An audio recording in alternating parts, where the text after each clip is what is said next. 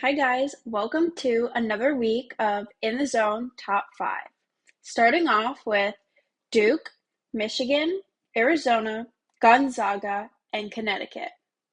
Tune in this Thursday to In the Zone with Rich Sutter to hear more about it.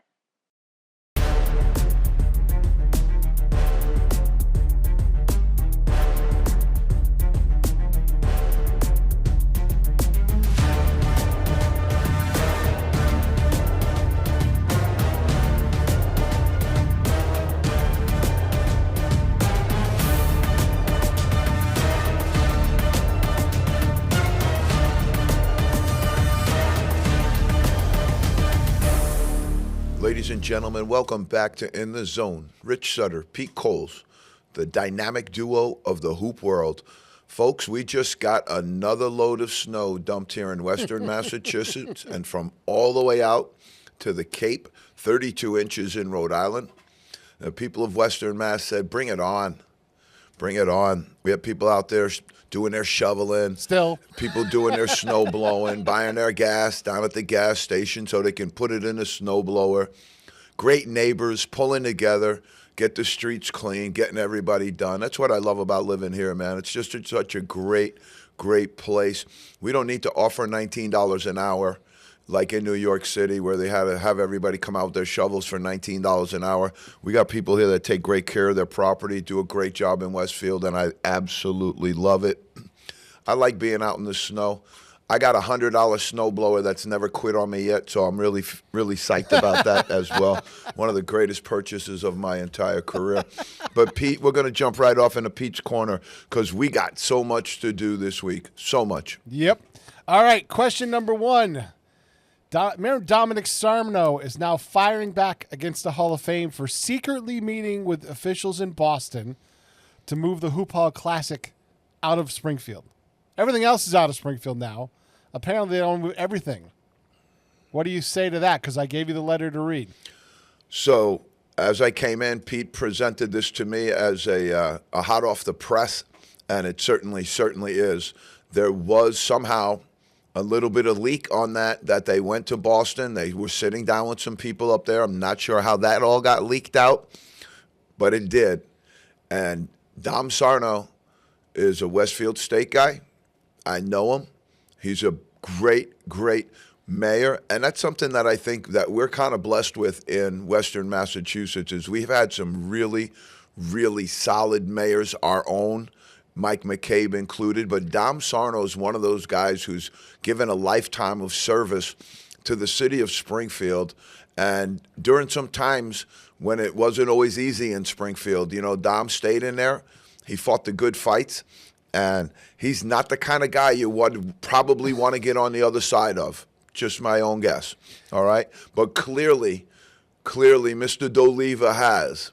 John D'Oliva, the head of the Hall of Fame, apparently, allegedly, taking secret meetings in Boston to possibly move the Hall of Fame out of the birthplace of basketball, Springfield, Massachusetts, to Boston, under the guise of, and it would, if you look at this from a purely pragmatic and business approach, that obviously makes good sense. Move it into one of the biggest and greatest cities in the world. Go into Boston. Get all that TV stuff that's going on there. Get all that extra hotel stuff. Get all that extra access to the airports and all that good stuff. We get it. But this is also the birthplace of basketball.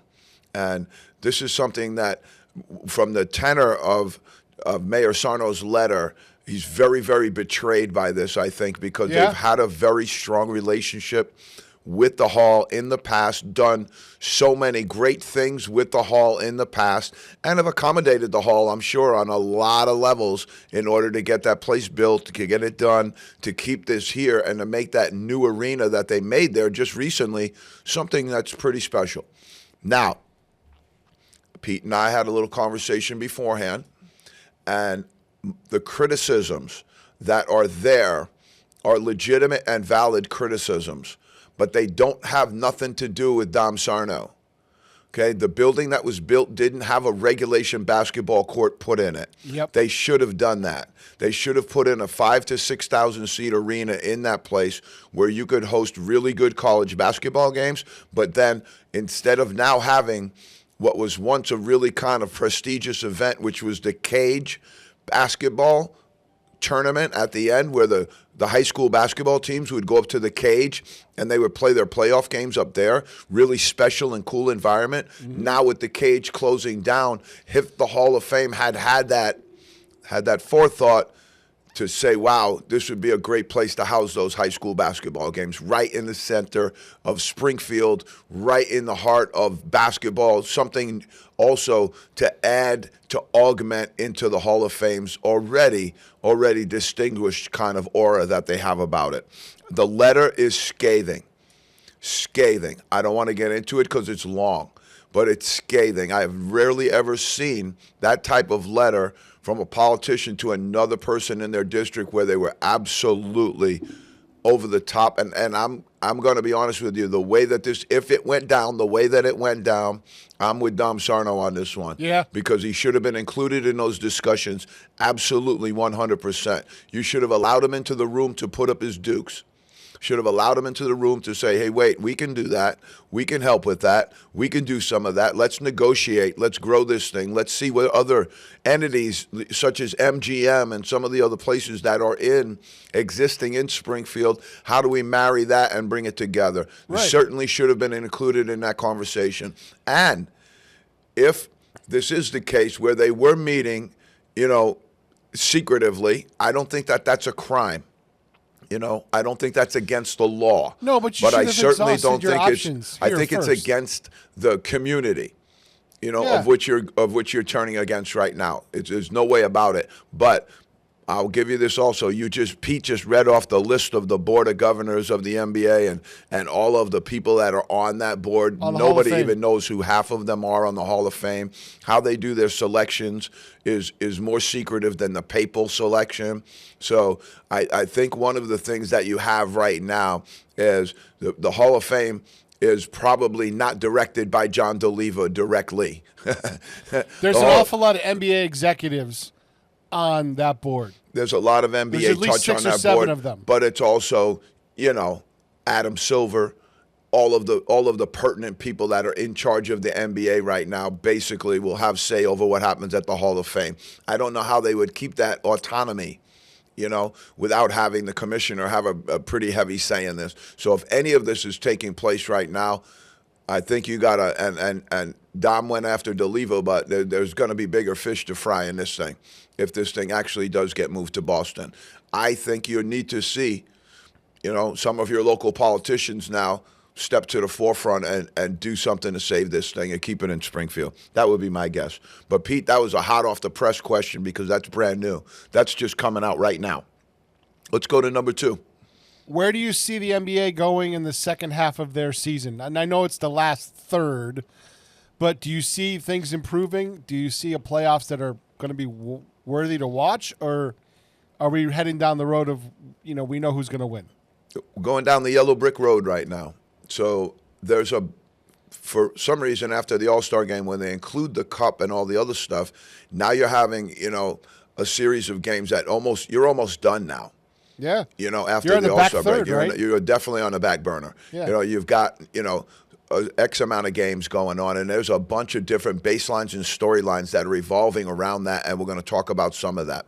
But Pete jumps into the question of where is the excitement going to come from in his last 30 games? Really, what's going on? And so what you have right now is you have, and I laid it out in a different segment, and we'll talk about it just briefly right here. What you have right now is a 1, 2, 3. All right? Your 1 are the group of people that are currently in the playoffs right now. They're all set. They're going to make it. Number 2 is that middle group that's in that play-in game right now that might be trying to elevate to get out of that play-in, or might be looking to not de-escalate, but it could happen to them where they don't play well down this next stretch of 30 games and they get bumped out of the playoffs. The third subset are the OOPs. They're out of the playoffs right now, and they have and this is what I've alluded to in a couple of weeks past, not good for the NBA, is that you now have a group of teams, significant, large group of teams that are out. They're out right now. You have the All-Star break and they're out. And so there's a number of those teams that are currently in that situation. You have, and this is a problem for the NBA right now, very few teams that are breaking from Tier 3 to Tier 2, which is where the excitement could come from right now. Okay, let me explain that a little deeper. You have teams that are trying to get up. But right now in the East, you only have the Milwaukee Bucks, really, that have a chance to get up. They're right behind. They have the Bulls in there as well, too. Those are the only two teams right now from the East that could climb into that play-in series where the NBA takes 7 through 10, 7, 8, 9, and 10, and makes them play, come out with two winners, and then they add up to the top of the 6 to create the quarters, semis, and finals. Okay, so right now you're having just the Bulls and the Bucks there. Over on the other side of the house, you have the Mavericks and one other team, it's the Clippers, I believe, who are right on that cut line, but those are the only two teams right now that have any opportunity to move up and get into the playoffs. That's where any excitement would come from down the stretch. So right now, you're looking for storylines. Here's one. Does LeBron throw out his retirement here? Is that what carries it the rest of the way? Wow. Is there going to be possibly coaching changes?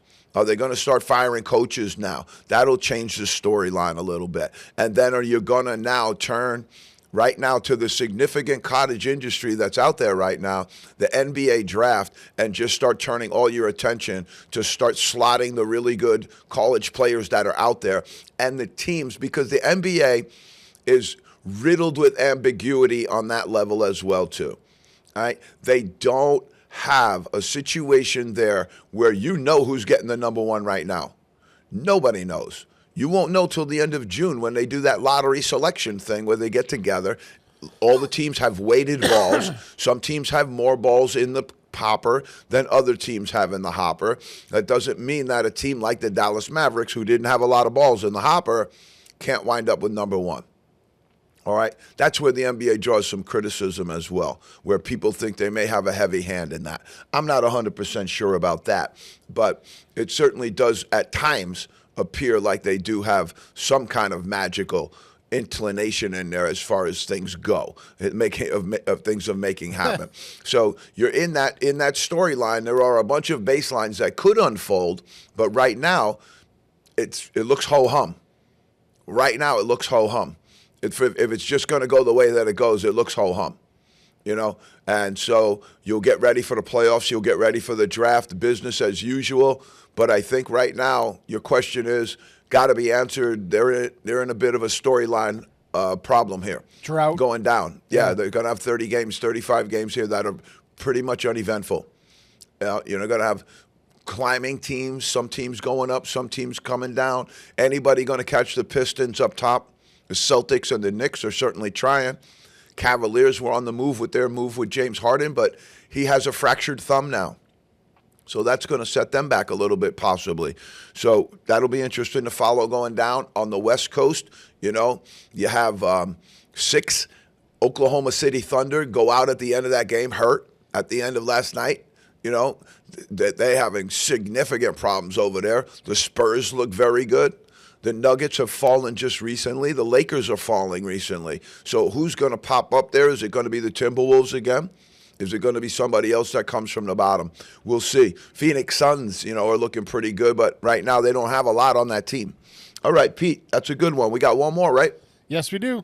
Shoot it. Has there been any resolution that you know of besides the injunction of allowing former NBA or pro players back into the college ranks? So this I have in another little segment as well. Bediako, really what we're talking about here, the kid from Alabama who came out, went into the pros, met an injunction from a judge that was supposedly a donor to the school of where they got the injunction from. An appeal came out, and then they went to another judge and immediately shut it down. They went back now to try and get another judge to come back to their side, which is really Like, at this point, you're going to put him back in uniform? At this point, you're going to put him back in school?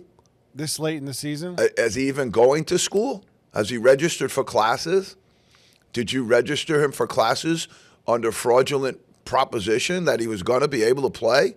He's going to be able to make NIL. Can he make NIL money if he's not registered, if he's not on the team? A little bit of can of worms there. Yeah. You know? So that's where this whole thing is centered around. It also caused Alabama a little bit of, they got a little bit of milk on their lips here too because, they were the ones who jumped into this. And you had to know that this might come.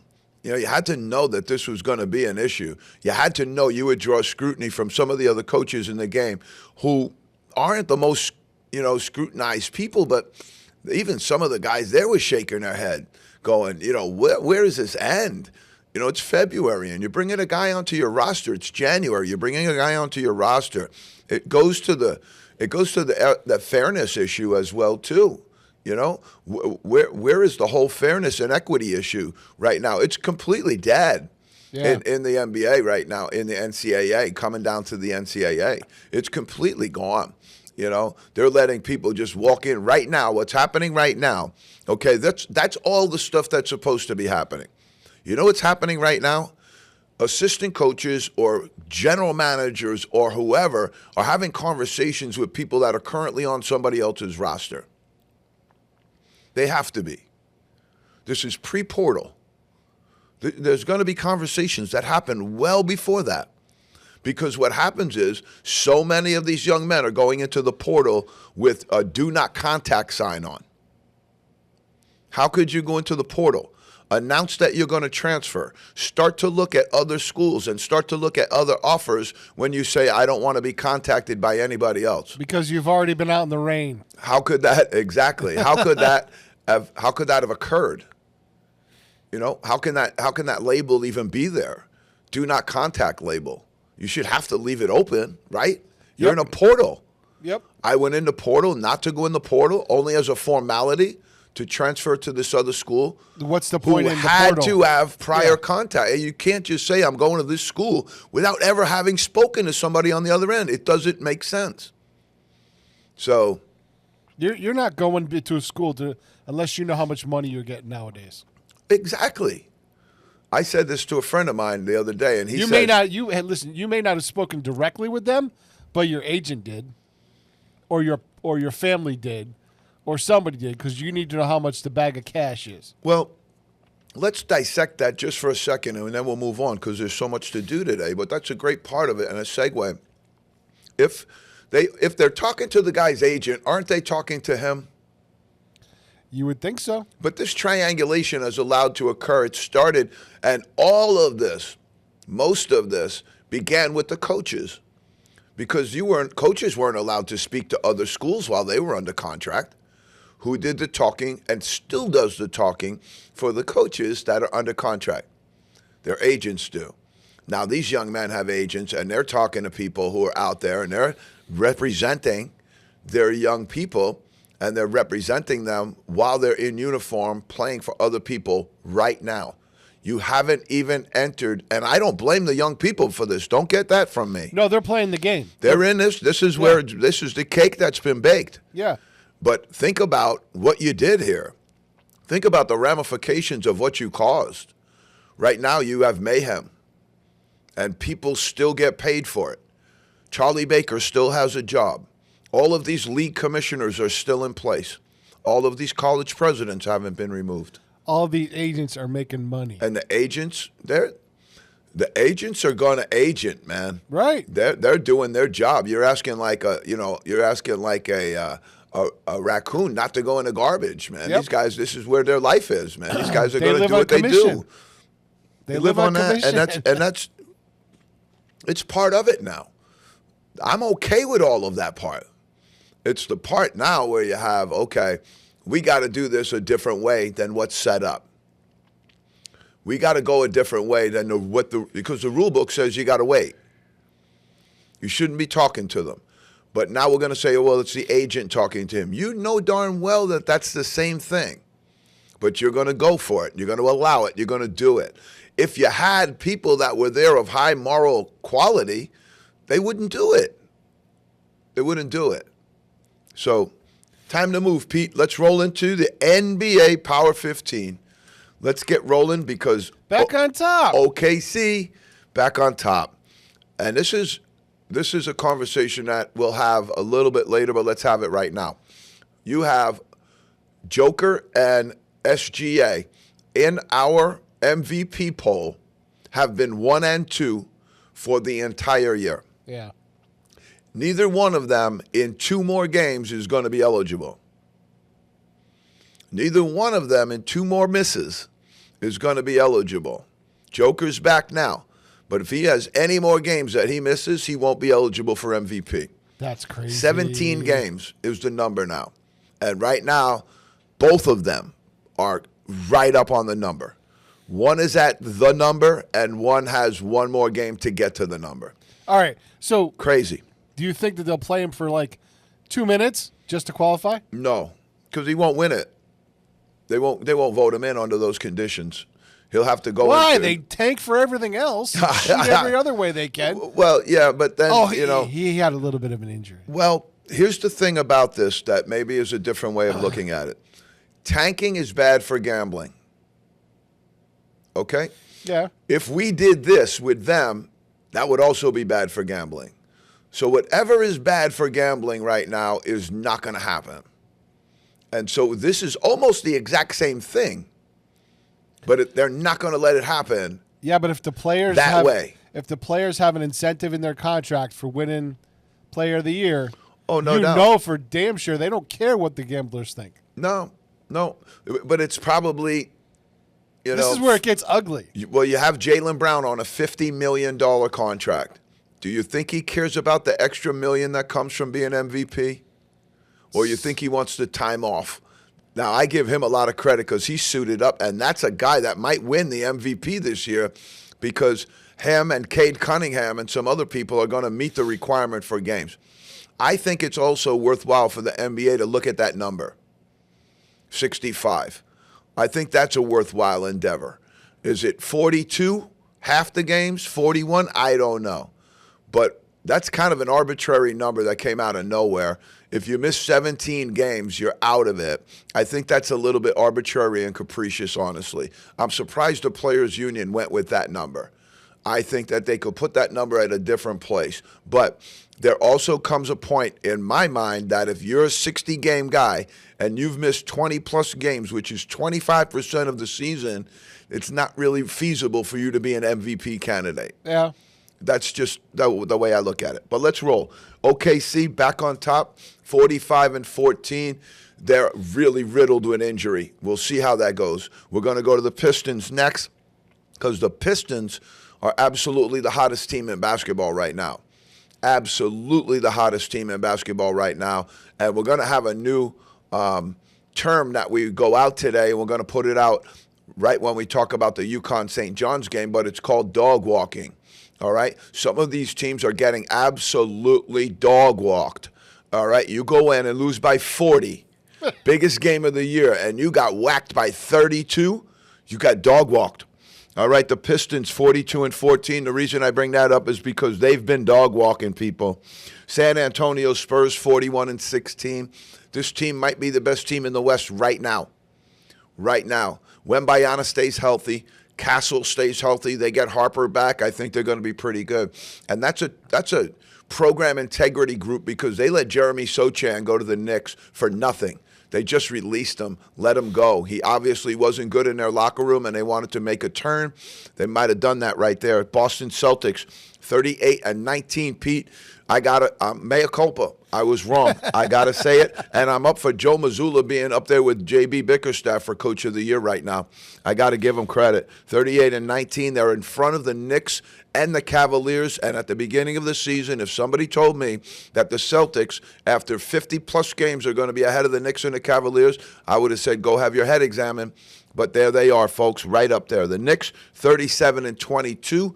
Mike Brown taking them into a same spot that they had last year. Same team, same spot, same guys. We'll see if they can get it going in the playoffs. Cavaliers 37-22, but right now the Knicks are having a problem with the Pistons. The Pistons have them right now, have their number. The Cavaliers 37-22. What do you think about the injury to Harden, Pete?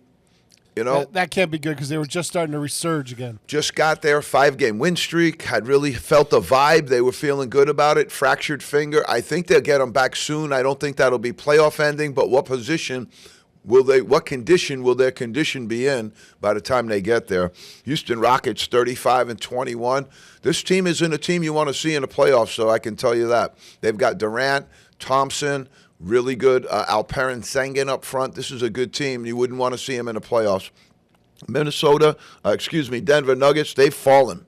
This team was in the 4 slot less than 2 weeks ago. Now they're in an 8 slot. And at this time of year, to move like that means you haven't been doing well. That's when the Joker was out, and now he's back and trying to get back into it. But when these guys go out for long periods of time also, there's always that reacclimation period that comes as well, where you now got to use a few games just to get back into the flow. So keep an eye on that one. Timberwolves staying right where they are, 36-23. I want to see this team rise. I want to see them get up. But again, this isn't somebody you want to catch in that opening round of the playoffs if they get caught up in that play-in game, which I don't think they will.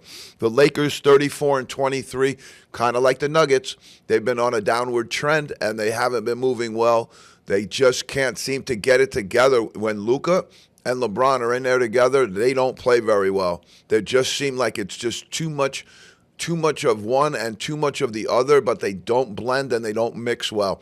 All of that hope that they would be this 1-2 punch really came down to them being a 1 punch and then a 2 punch. It really hasn't worked so far. Toronto Raptors 34-24, solid, but they got to get going in the playoffs. If this team's going to make a move, they're going to have to do it in the playoffs because they might get into that first round. Phoenix Suns 33-26. We've got the 76ers 32-26 right after that.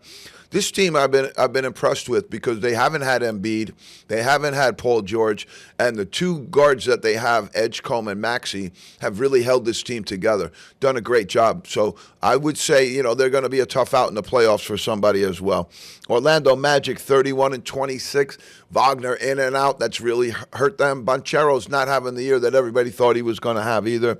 And the Miami Heat, hang in there at the end, 31-28. You knocked the Golden State Warriors out of it, Pete. Right now, we've got our dog bone of the week. This week in the pros, we gave it to Cade Cunningham. The MVP chant started to rain down in Detroit as they were kicking the butt off of somebody. And that's not that far-fetched. If you take SGA out and you take Luka out, Luka probably could be bounced too, but if you take Joker, SGA, and possibly Luka out, who's going to win it? Who's going to win it? That's where these gambling people make their money right now. So we're going to go with Cade Cunningham, but also in the dog bone, we're going with Miami of Ohio, young man out there, Peter Suter, 28-0, great player, really, really solid contributor to that program, and they're 28-0. That's something special as well. Rob Pelinka will remain as the president of the Lakers. Okay, John Kuminga, he goes for 27-7-4 in his first game out away from the Golden State Warriors. He had been stuck on the bench there, stuck in kind of Steve Kerr camp there, not being able to get out, not being able to get on the floor. He went for 40 the other night as well. In the NBA, these are some of the things that you might be talking about, Pete. Tanking. All right, they're going to be talking about tanking all the way home now. Are they tanking? Are they not tanking? Are they in the tank? Are they out of the tank? Are they out the tank or in the tank? Stop talking about the Pelicans like that. That one slipped in there subliminally. And then you have the draft removal. This was floated out a couple of weeks ago, shot down like the Hindenburg, man. It didn't go over well on social media. That doesn't mean they won't try it. Remove the draft and make every single college player a free agent. Try that one. Wow. And then they're talking about as well, it's almost like when one of the presidents gets in trouble, they start talking about aliens from another planet. And so when you get into NBA trouble, they start to talk about expansion. Pete, we've got some hot Buster Poindexter stuff here. Yeah, we got. There's We're some gonna go. teams that are doing well out Not there. a lot, but there was some bites. The Spurs are 9 in a row, Celtics 4 in a row, and OKC back on top with a 3-game win streak.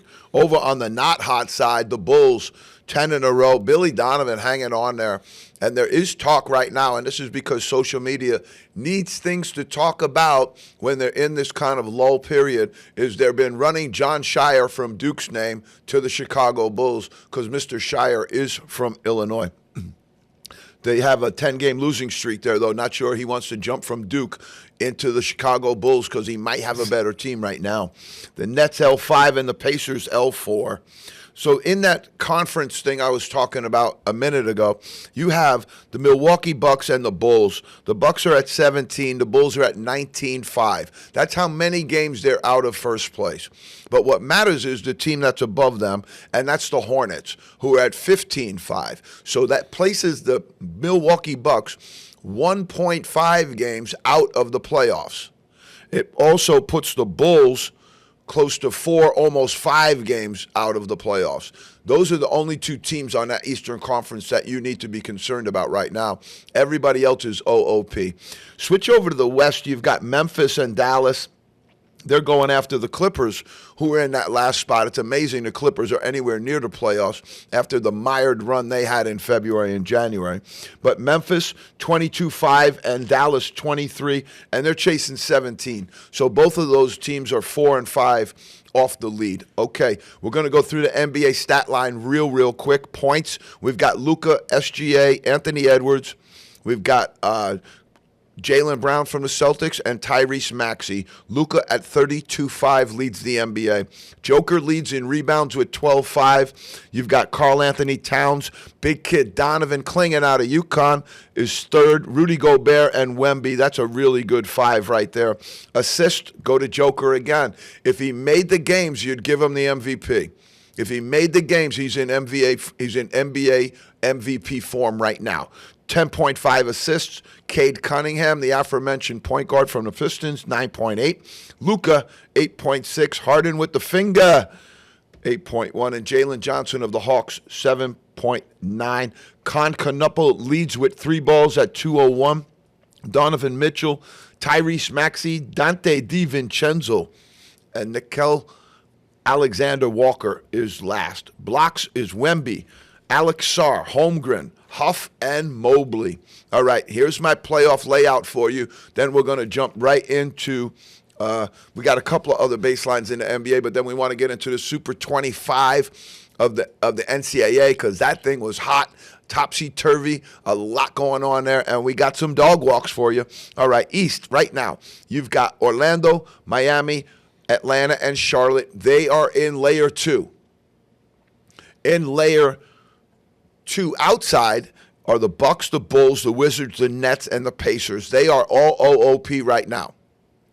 Who's in that top 6 are the Pistons, the Celtics, the Knicks, the Cavaliers, the Raptors, and the 76ers. That's who's in. Okay, so that's tier 3, 2, and 1. And we're going to go to the West now. Here's tier 3. This is the team. This is actually tier 2. These are the teams that are in the middle that are playing for it. Phoenix, Golden State, Portland, and Clippers will all play each other if it ended right now. You've got the aforementioned teams of Memphis and Dallas sitting on the outside with hopes of getting in. And then you have the Jazz, the Pelicans, and the Kings, OOP. So you have the Thunder, the Spurs, the Rockets, the Nuggets, the Timberwolves, and the Lakers up top 1 through 6.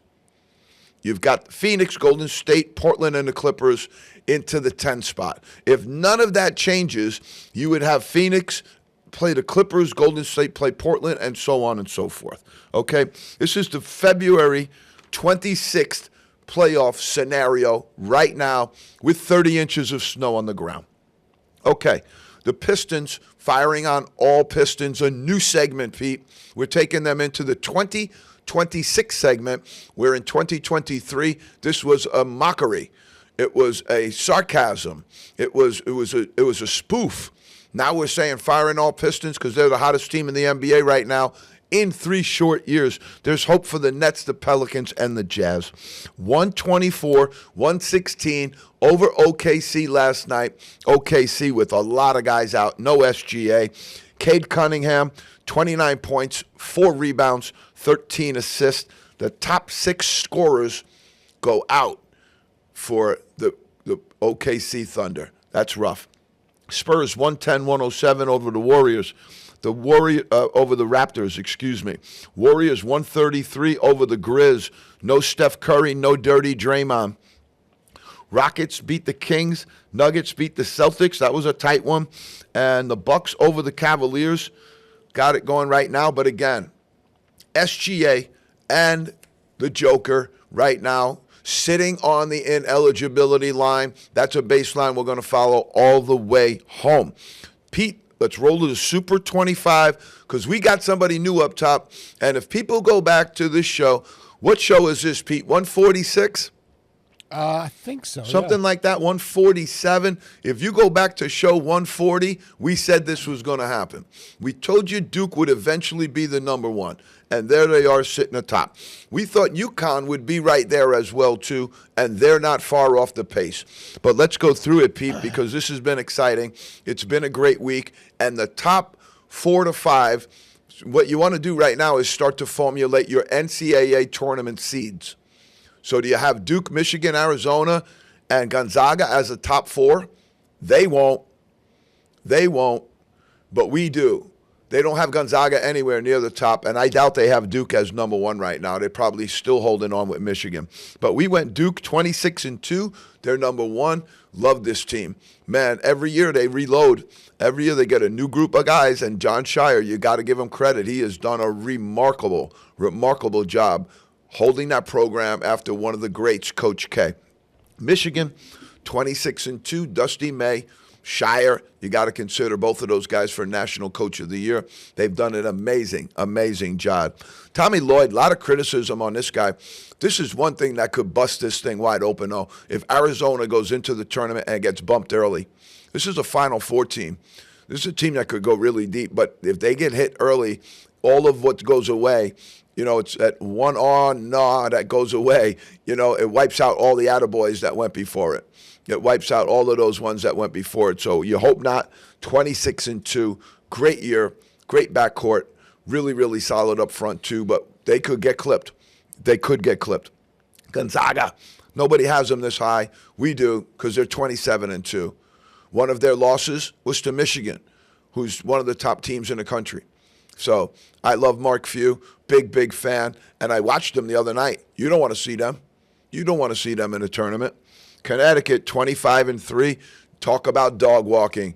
They came out at Connecticut after losing to St. John's in Madison Square Garden, where they got bumped around in that game. Flat out, let's say it, they got bumped around in that game. They came out in UConn last night, and they dog walked St. John's. 72-40. Ouch. One of the things that I have in a couple of other pages here are teams that were $10 million and above NIL. UConn was not one of them. 10th was St. John's with over $10 million in NIL, and they didn't score 40 points in the biggest game of the year. Wow. So you got to figure, this is what I was talking about. Are you getting return of investment? Are you getting, because they're spending. Not only that, but is coach, who's the better coach at this point? Oof. Who adjusted? I'm a big Danny Hurley guy. Rick Pitino is a great coach, too. This is something that's going to be decided every single game they play. Yeah. It's like a wrestling match, Pete. Who's on top right now? Right. So let's keep rolling. Iowa State, 24-4. A lot of people drop them because they have had some recent losses, but those are Big 12 losses. I think they're very credible. I think they've done a great job there. I want to see this team close, though. They folded up last year like a lawn chair. Like a beaten up, broken down lawn chair, they folded up. They got to come back this year and make a run at least to the Sweet 16 to get me back in their camp. Houston, 23-5. They're in the 7th spot, probably as low as they have been. That's a credit to Kelvin Sampson. That's the lowest they've been in a long time. But right now, their team doesn't look great to me. I watched them the other night, and they just have some issues there. They're a little bifurcated. It's very guard heavy in their scoring load, but they have so many other good players on that team, just not involving all of them properly right now. I think they had too many early season cannoli. They gained some weight. I think that matters, Pete. Yeah. I think it matters. You know, you got to be tested. Yeah. And not play an away game until the middle of, the beginning of January when you were forced to go play a league game. You know, I think you kind of softened your team up there. Yep. You know, and now we'll see if they can get it back. But that's a great observation, Pete. Unbelievable. Nebraska 23-4. This is the absolute surprise team of the year. If you're talking about coach of the year based upon what they were supposed to do, based upon what they're doing right now, you got to go with Hoiberg. This is incredible. You know, everybody knew Duke had a loaded roster. Everybody knew Dusty May went to the portal and made mayhem. So you've got some really, really good stuff going on here at Nebraska, and we should mention that. Right after that, Virginia. Look at the numbers, 25-3. The Wahoos are back. You know, they're back at the UVA, and a great job by Coach Odom done in 1 year. 1 year to bring that program back. It's one of the things that kind of points to the fact right now there's enough money to get it done in a year. Villanova, UVA. You can get it done in 1 year, but you got to be smart. You got to make the right decisions, and you got to be really, really good coach, because you got to evaluate in a really, really tough environment right now, because it's very, very quick. People are going to be saying, we can get this guy, but we got to get him by tomorrow. We can get this guy, but he's going to be off the rack tomorrow. We can go get this guy, but he's not going to be there. You know, it's one of those things. Once this whole thing settles down, you know, you just start right back up again, chasing players and trying to rebuild your roster to see, hey, who are you re-recruiting? Who's going to stay? Current roster. Who's staying? Who's going portal? All right, we've established that. We've lost 6 guys. All right, how do we now replace those 6 guys? What resources do we have available to us to replace those 6 guys? This is where it's at right now. It's rough. It's rough. All right, so let's go to Purdue, 22-5. If you say Houston's way down, that's as low as Purdue's been in a really long time as well. That just put out great team after great team after great team. And this is no distraction from Coach Painter's great work that he's done here. This is just not what they've been up to. You know, they've been top 3, and now you slip to top 10 and everybody goes, what's wrong with Purdue? Yeah. It's much easier to go from bottom to the top than it is to stay on top. Yep. All right, that's a fact. All right, now Michigan State, 22-5, hanging around. Keep an eye on Izzo. I'm going to give you some names, because I don't want to talk about guys getting fired, but I might talk about some guys that might want to retire at the end of the year. Keep an eye on Tom Izzo. Keep an eye on Bill Self. Body language on both of those guys on the sidelines is probably not the greatest I've seen from them in their entire careers. And I get it. 12, St. John's. Right there, really tough loss. We had to include that loss to UConn. We would have dropped them even further, but that loss was last night. We did the Super 25 before that, but again, we were high on this team. They had a really, really good run, but getting dog walked matters, and they got it. Illinois, 22-6. A lot of people higher on this team than I am. They're good. They're talented. They've got really, really a great international flavor on that team where they're moving the ball, European style, spread offense, really, really good big men up front. But they also got 6 losses, and every time it comes, kind of push comes to shove there, they kind of take it in the chin and take it on the nose because they don't seem like they have that requisite Big Ten toughness right now on this team that I think you need. Florida, 21-6. This might be the hottest team in the whole country right now. Playing great basketball. They had a tough beginning part of the season, but when I went through what I went through earlier, where I was looking at who's at the top of their conference, Florida's in the top of the SEC, and that's an accomplishment based upon where they were last year as national champs, who they're up against in that league, and what they're doing again now to repeat. I think that's an amazing, amazing job by Todd Golden and his staff. They might be coming on at the right time. All right, it could be. Alabama and Arkansas, bang, bang. Alabama 20-7. Arkansas, I watched them play the other night against Texas A&M, who's very good. Texas A&M plays what they call buckyball. It's a pretty interesting style of basketball. But Arkansas is loaded.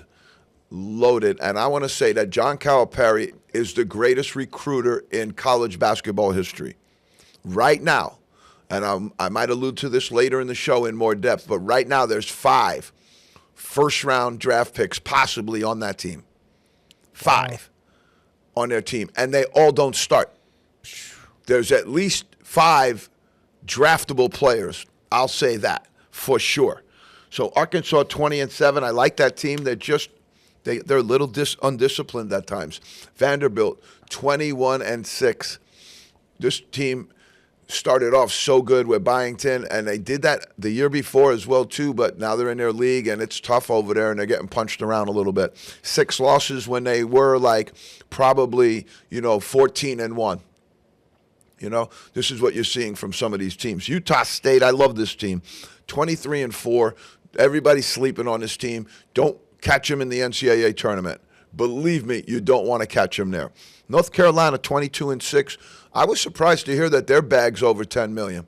Their bag's a good bit over $10 million. Villanova 20. Really love what Coach Willard's done with this team. It's a great job. They need them to be stronger in the Big East because the Big East now has to rebuild piece by piece by piece. St. John's is good. UConn is good. Everybody else, no bueno. Now you need to put Villanova back into that conversation. You need to put Georgetown back in that conversation. Georgetown people, they're talking about their coach being safe down there, but they need to get back into the conversation some way. A lot of these Catholic schools were late to the NIL deal. A lot of these Catholic schools did not want to get into the NIL money and still don't, some of us, but that's where we're at. Kansas 21-7. DNP, Darren Peterson, is in. He's out. They have a very, very good team without him. They have a real good team with him, but they have a better team without him. I will say that right now. They're better without him. They should let him go and let Flory Badunga and Melvin Council and all of the good players that they've assembled there fight it out in the NCAA tournament. You'll feel better about yourself, Bill Self. You'll feel better about yourself. I get where you're at right now, but nobody should be nodding at you to take them out of the game at any juncture of the game unless they've absolutely torn an Achilles heel or something like that. There's a respect that goes along with this thing, and I get it. Trying to do the best you can, but there's lines also. St. Mary's, big win for them, 26 wins for Bennett again. Just unbelievable. Just unbelievable. Tennessee threw them in there, but I got St. Louis and I got Miami of Ohio to close out there. St. Louis is going to go out. I could have changed it, but they lost. They just lost recently. They're going to go out. Miami of Ohio, I'm going to move them up. All right, Pete, we got about 11, 12, 13 minutes somewhere in that line. We're going to talk early carousel. All right? Carousel is starting to spin. We don't want to talk about guys we think that are going to get fired, but we are going to talk about guys that did get fired. That way we can tell you what jobs are open, where we think they're going to go with it, and what we think could happen at some other levels possibly where there might be, because you don't like to talk about coaches either that are currently coaching their team, and say that guy's going to be the next guy over at, George Smith University. You don't want the kids to know they're dead man walking. At least they I'm sure they hear it. I'm sure that social media blows it up, but we don't need to do that. Right. We can make choices about that. So what do you got right now, Pete? We got Kansas State with Jerome Tang out. That's the big fish right now. K-State. That's the big one. We're going to do this later on in the show, but here's the fun part about this, man. All right? Your job isn't your 1970s Final Four team job. Okay? It's not that job anymore. Your job is given one parameter right now. What is your bag? How big is your bag? Forget about you went to the Final Four in 1942. Forget about the fact that you had a guy who played in the pros and now forget all of that. How big is your bag? How big in the league do you think K-State's bag is, Pete? In that whole league where they're at, do you think they're in the middle? You think they're at the bottom? You think they're at the top? K-State's bag? K-State, because they're in the middle. They're in the bag. They're in the middle. I would say that's pretty accurate because you got some heavy hitters in that league. Okay, San Diego, Steve Lavin. I didn't even know he was still coaching. I guess I did. So that's a job most coaches will walk to because it's got the beautiful San Diego area, very, very nice facilities out there, but their bag ain't great. You're not going to be dealing with a full bag out there unless you're the guy that can go get it. Or unless, here's the new model, and this is a model for all of you guys out there that are crying poor mouth, go find a millionaire. Go find a billionaire, hire his son, and then get some good basketball assistants around him, and you'll have NIL money out the wazoo, and you can buy whoever you want. You get the best players in the country. That'll be the new model. All right? You got Tarleton State, Billy Gillispie. You got Air Force, Joe Scott. This is an unfortunate one because he was taken out of the job earlier, and there was some allegations of abuse. All right? If you're being accused of being abusive on a military campus, you might want to check yourself. Oops. If you're being charged with being abusive to guys who are already in the military, taking it a step further than what they're already getting on an almost everyday basis, you might want to check yourself. Wagner job is open.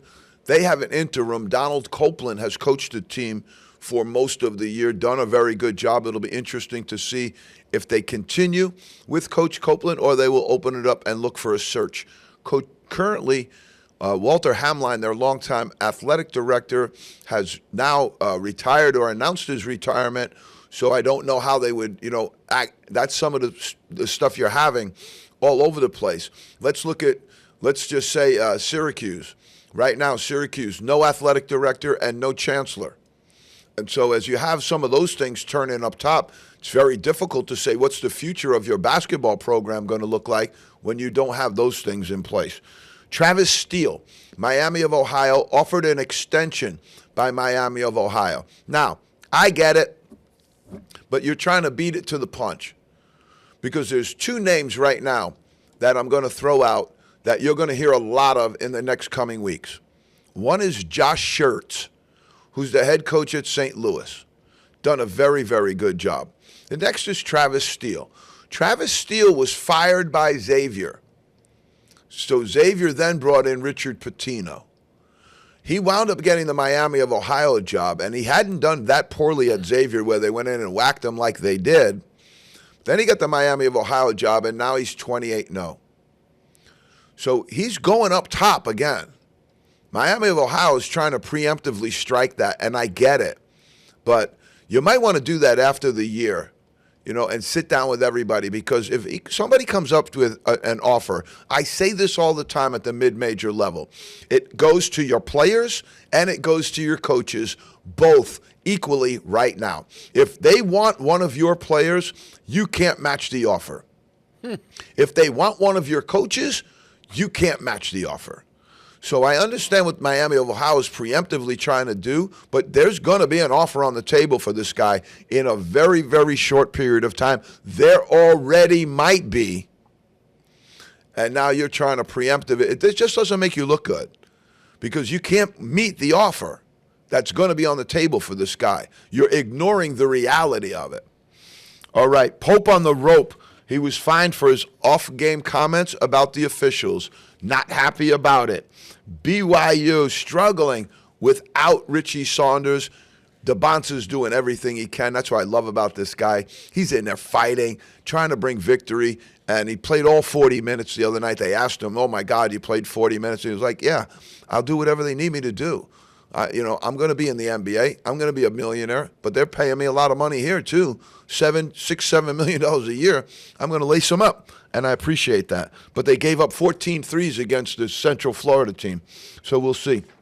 All right, Boozer. I'm watching this guy, and I really gotta be honest. He's one of the guys in the draft I'm most ambivalent about.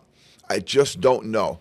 Kingston Flemings, I just don't know. Darius Acuff, I just don't know. There's a lot of those guys are being bandied about, and I just don't know. And I say this all the time. It's about a translation issue. Translation to the next level, I don't know how it goes, and that's what I'm going to say there. Okay, here was what Pete was talking about again. A judge denied Bediako in the circus in Alabama. Okay, here's our standings of note. We're talking about that.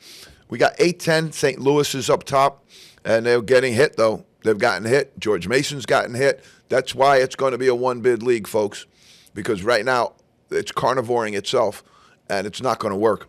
Duke at the top of the ACC. At the Big 12, you got Arizona. Big East was St. John's, but after last night, I think that's going to change, at least tie up. Big 10 has Michigan. Ivy League has Yale. The MAC, Joey Gallo, Merrimack, 16-2. Florida atop the SEC, great job. And Gonzaga, way up on top of the WAC. Okay, this is Cal being Cal. All right, we got a segment of Cal being Cal. John Calipari.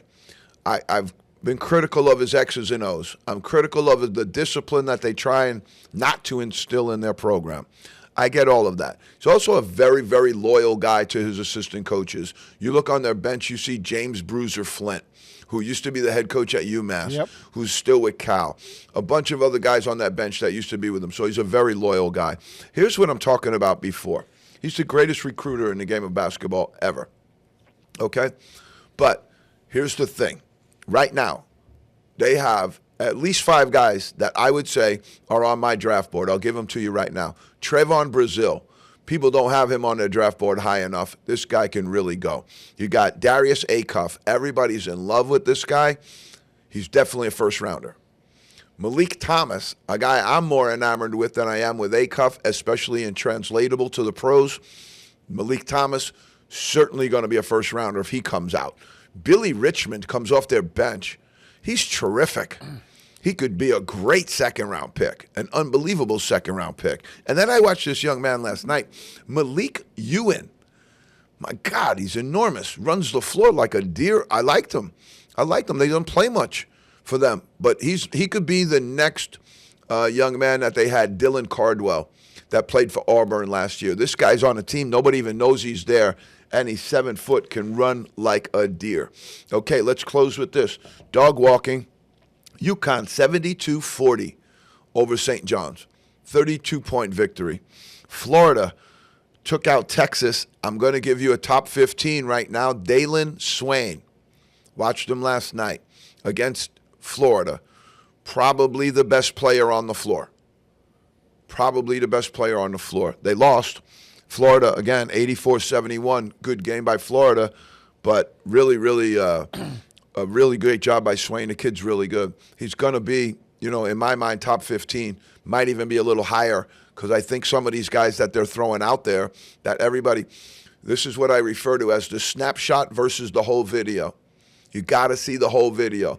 They're talking about Nate Ament. He didn't play good in one game. Now he's a bum. No, he's good. He's solid. He's 6'10". He can do a lot of good stuff. Don't look at the snapshot. Look at the whole thing.